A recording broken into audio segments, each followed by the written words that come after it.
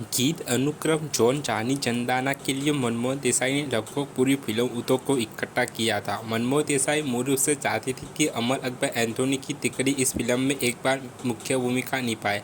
हालांकि विनोद खन्ना की फिल्मों से ब्रेक लेने के बाद संतोष सिन्हा ने उनकी जगह ले ली थी। आखिरी बार साथ में अमिताभ बच्चन और संतोष सिन्हा ने एक इंटरव्यू में दावा किया था कि उन्हें शत्रु की देर से आने की आदत पसंद नहीं है। यह फिल्म जाहिर तौर पर पहली फिल्म थी जिसका ट्रेलर रिलीज से पहले दूरदर्शन पर दिखाया गया था। अनीसा बजमी से छोटे शत्रुघ्न सिन्हा का किरदार निभाया था। रंग जमाने के गाने में शत्रुघ्न सिन्हा सही स्टेप नहीं कर पाए और मनमोहन देसाई ने उनकी जगह बॉडी डबल डांस करने का फैसला किया था।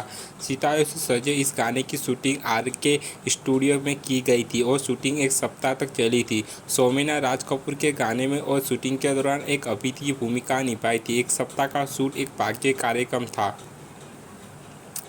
मनमोहन देसाई फिल्मों में मुस्लिम लेखकों से तंग आ चुके थे। उन्होंने कहा कि आप लोग उर्दू में इतने अच्छे हैं लेकिन शेरों और शायरी के अलावा इसका अच्छा इस्तेमाल करना नहीं जानते। उन्होंने कादर खान से कहा कि उन्होंने सवाल लिखने चाहिए। उन्होंने कादर को अपनी फिल्म के लिए सवाल लिखने के लिए कहा, लेकिन उन्हें चेतावनी दी कि यदि सवाल अच्छे नहीं होंगे तो वह इसे फाड़ देंगे, गटर में फेंक देंगे। अगर मैंने अच्छे सवाल लिखे तो क्या होगा, कादर ने पूछा तो मनमोहन ने कहा, मैं तुम्हें उठाकर गणपति की तरह अपने सिर पर रखूँगा और नाचूंगा। अगले दिन कादर मनमोहन के घर गए। वह अपने क्षेत्र के बच्चों के साथ क्रिकेट खेल रहा था, जो वह हर दिन करता था। उसने दूर से कादर को देखा और कुछ बुदबुदो आया। कादर उनके पास गए और पूछा कि उन्होंने उनके बारे में बुरी बातें क्यों कही। मनमोहन ने कहा, मैंने नहीं किया। कादर ने उनसे कहा, सर मैं लिप रीडिंग करना जानता हूँ। क्या आपने अभी नहीं कहा था कि उल्लू के पट्टे को समझ में नहीं आया, फिर आया पूछने के लिए। मनमोहन देसाई ने नसीब में इस दृश्य का उपयोग किया जहाँ नायिका किम दूरबीन के माध्यम से खलनायक क्या कर रहा है पढ़ सकती है। मनमोहन ने इस सीन का श्रेय भी कादर को दिया था। जिंदगी इम्तिहान लेती है बोनी एम था स्टीन आई एम सैड से नमूना लिया गया था। फिल्म के लिए नीतू सिंह को साइन किया गया था और उन्होंने एक सीन शूट किया था। बाद में उन्होंने फिल्म छोड़ दी क्योंकि उनकी शादी होने वाली थी। उनकी जगह किम ने ले ली थी। शत्रुघ्न सिन्हा और अमजद खान के किरदार के रहने के लिए एक कांच का घर बनाया गया था। यह अपनी तरह का अनोखा घर था और फिर इसे तोड़ दिया गया था। मनमोहन देसाई जलवायु गीत रंग जमाई को एक वास्तविक घूमने वाले रेस्तर में शूट करना चाहते थे, लेकिन घूमने वाली गति शूटिंग के अनुरूप नहीं थी, इसलिए एक सेट बनाया गया था। यह फिल्म उन दुर्लभ फिल्मों में से एक थी जिसने प्रति क्षेत्र 1 करोड़ का आंकड़ा पार किया था। 1984 तक केवल 1300 काली कमाई करने वाली 1 करोड़ पार करने वाली फिल्म थी, जिनमें से 9 में शोएब बच्चन ने अपियर किया था और नसीब उनमें से एक थी। यह फिल्म ऑल टाइम अर्नर थी। इसे ट्रेड गाइड द्वारा उस समय की सबसे ज़्यादा रेटिंग की जाने वाली फिल्म बन गई थी। मनमोहन देसाई की पिछली फिल्म अमर अकबर एंथोनी 1977 में इस किरदार के नाम से मशहूर होने के बाद यूसुफ खान के किरदार का नाम फिर से जिस्पे को रखा गया था। नवंबर 1984 में शो टाइम पत्रिका में ऋषि कपूर ने कहा कि नसीब में उनकी भूमिका कुछ भी नहीं थी। उन्हें लगा कि अमर अकबर एंथोनी ने उन्हें बेहतर डील मिली है। उन्हें पता था कि क्या उम्मीद करनी है, क्यों अमिताभ की फिल्म में हर कोई सहायक भूमिका निभाता है।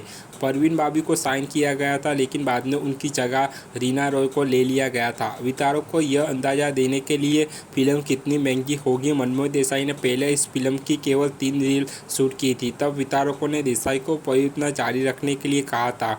इस फिल्म में शत्रुघ्न सिन्हा का डायलॉग सालो तुमने तो मेरा भाव ही बढ़ा दिया को सिनेमाघर में काफ़ी सराहना मिली थी। हालांकि यह फिल्म में एक बेहद भावनात्मक मोड़ पर आता है। उन कुछ फिल्मों से एक जीवन में खलनायक की भूमिका नहीं मिली थी। फिल्म की योजना अमर अकबर एंथोनी की अगली कड़ी के रूप में बनाई गई थी। मनमोहन देसाई विनोद खन्ना को भी चाहते थे, लेकिन जब उन्होंने फिल्म छोड़ दी तो शत्रुघ्न सिन्हा उनकी जगह ले ली। हिंदी फिल्मों में रीना रॉय को कभी भी अमिताभ की प्रेमिका के रूप में नहीं लिया गया। नसीब और अंधा कानून केवल 2 फिल्में हैं जिनमें उन्होंने साथ साया अभियान किया था। नसीब में उन्होंने भाई बहन जैसा रिश्ता दिखाया था। अंधा कानून में उनका एक साथ कोई सीन नहीं था। पंजाबी फिल्म विलायती बाबू में यह एकमात्र मौका था जब उनकी जोड़ी बनी थी। मनमोहन देसाई ने शक्ति कपूर को इस आधार पर फिल्म के लिए साइन किया था कि वह फिरोज खान की फिल्म कुर्बानी में मुख्य खलनायक की भूमिका निभा रहे हैं। फिरोज खान ने कुर्बानी के निर्माण के दौरान कुछ बड़े निर्माताओं को शक्ति का नाम सुझाया था। किम के साथ अमिताभ की एकमात्र फिल्म थी। नसीब का सौदा को द एग्जीक्यूटिव के अमिताभ सेन के द्वारा रिमिक्स किया गया था। यह पहली बार था जब नसीब के डायलॉग को रिमिक्स किया गया था। यह अमिताभ के एल्बम गरम गरमा के लिए था। ये साल 1990 की बात है। नसीब और देश प्रेमी के निर्माण के दौरान अमिताभ बच्चन के साथ मनमोहन देसाई की 2 फिल्में गजब और सरफरोश बंद कर दी गई थी। जॉनी जानी जनदाना गाने को फिल्मों के लिए 2 समान सेट बनाए गए थे, क्योंकि इसमें कई अतिथि फिल्मी सितारे शामिल थे। समय बचाने के लिए अमिताभ दूसरे सेट पर रिहर्सल करते थे। देश प्रेमी में कई दस्तियों के पृष्ठभूमि संगीत का पूर्ण उपयोग किया गया था। इस फिल्म की शूटिंग शान के साथ ही की गई थी, जिसमें अमिताभ बच्चन को शत्रुघ्न सिन्हा भी थे। पकड़ो पकड़ो पकड़ो कोई महीने के गर्मी के मौसम में शूट किया गया था। गाने की शूटिंग के बाद कई लोगों की सिरदर्द और तेन त्वचा का सामना करना पड़ा था। शत्रुघ्न सिन्हा की भूमिका के लिए विनोद खन्ना पहली पसंद थे। जब लोगों ने अंतिम उत्पाद देखा तो सभी सहमत हुए कि शत्रु बेहतर विकल्प थे। स्क्रिप्ट के अनुसार हेमा मालिनी को शत्रुघ्न सिन्हा को अस्वीकार करना था और अंत में अमिताभ के साथ रहना था। अगर विनोद खन्ना ने यह भूमिका निभाई होती तो उनके खूबसूरत लुक के कारण स्थिति अविश्वसनीय हो जाती। यही वजह थी कि विनोद को दोस्ताना के लिए साइन किया गया था। शक्ति कपूर और कादर खान 1997 की फिल्म नसीब में भी अभिनय करेंगे, जिसमें शक्ति एक छोटे खलनायक की भूमिका निभाएगी और कादर गोविंदा के साथ भूमिका निभाएंगे। फिल्म के स्वाद extra hot one bhangra remix album में रिमिक्स किए गए थे। रिमिक्स का शीर्षक the Hindi mega mix of Chak De Phatte था। इसे द एग्जीक्यूटिव के अमिताभ और सेन के द्वारा रिमिक्स किया गया था। यह वर्ष 1990 की बात है, जब हिंदी रिमिक्स अनसुने थे। प्रेम चोपड़ा का उम्र में कादर खान से बड़े हैं, फिर भी उन्होंने उनके छोटे बेटे का किरदार निभाया था। WTF के डीजे MH के गाने को मिनोस इंडियानो में शत्रुघ्न सिन्हा का स्वाद का नमूना लिया गया था। यह बॉलीवुड का है। 4 बजे का संगीत नसीब के गीत पकड़ो पकड़ो पकड़ो से 2.11 बजे के भाग में छोटे बदलाव के साथ हम के गीत कागज़ कलम दावत के समान था। मेरे नसीब में गाने में जिस हिस्से में हेमा मालिनी विशाल गिटार बजाती है वह बैड क्यून से लिया गया था। गाना था ड्रैगन अटैक, बुनियादी गिटार ध्वनि वर्षों गेरोडा के गीत माय नेम इज नॉट के रिको में भी रानी के गीत का नमूना लिया गया था। आखिरी दौर के सिल्वर ट्रैपेट इंस्ट्रूमेंटल हॉट ड्रम्स का इस्तेमाल खुद प्रेम चोपड़ा विनोद मेहरा कैसीनो दृश्य में किया गया था। इसका उपयोग देश प्रेमी और नसीब में कैसीनो दृश्य में भी किया गया था। नागिन में मुमताज़ ने भी इस डांस पर किया था। नसीब के लोकप्रिय स्वादों का एक अलग LP रिकॉर्ड जारी किया गया था। इसका शीर्षक नसीब की कहानी है। फिल्म रिलीज होने के बाद किम सोच रही थी कि अधिक निर्माता ऋषि कपूर के साथ अभिनय करने के प्रस्ताव लेकर उनके पास क्यों नहीं आ रहे हैं।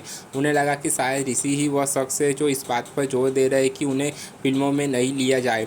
कई पत्रिका के अनुमान लगाया कि किम केतन देसाई के साथ शामिल थी। इस तरह उन्होंने फिल्म में अपनी भूमिका मिली थी। उन्होंने कहा कि जब उनके पास कोई फिल्म नहीं थी तब वह केतन ने उनका साथ दिया था। उनके हमेशा उन्हें प्रोत्साहन किया था। वे सबसे अच्छे दोस्त थे और इससे अधिक कुछ नहीं। वह मटेरियल में उससे मिली थी क्योंकि वह उनके परस्पर मित्र थे। नसीरुद्दीन शाह, मनमोहन देसाई और सभी बड़े व्यावसायिक फिल्म निर्माता पर हमला करने और उनकी फिल्मों को बकवास आदि कहने का आरोप लगाया गया था। नसीरुद्दीन शाह का कहा कि यह झूठ है। यह मनमोहन देसाई ही थे जिन्होंने समांतर सिनेमा को बकवास और कचरा कहा था। नसीर ने कहा कि वह चाहते हैं कि मनमोहन देसाई इतने आलोचना होने से पहले वास्तव में उनसे कुछ कला फिल्में देखें, तभी उनके विचार और टिप्पणियां मान्य होगी। मनमोहन देसाई के पास कला फिल्म करना नहीं था। संजाता मौत और नसीब के साथ साथ रिहा कर गया था। नसीब का संग्रह मनमोहन देसाई को बहुत खुश इंसान बना देगा। इस संग्रह की तुलना सजाए मौत से नहीं की जा सकती है। नसीरुद्दीन को लगा कि यह कला फिल्में और अमिताभ ही है जिनके सामने कठिन काम है, लेकिन वे कभी भी यह कहकर मनमोहन देसाई की आलोचना नहीं कर रहे थे कि उन्होंने खराब फिल्में बनाई है। सिनेमा की दोनों दुनिया एक साथ अस्तित्व में रह सकती है।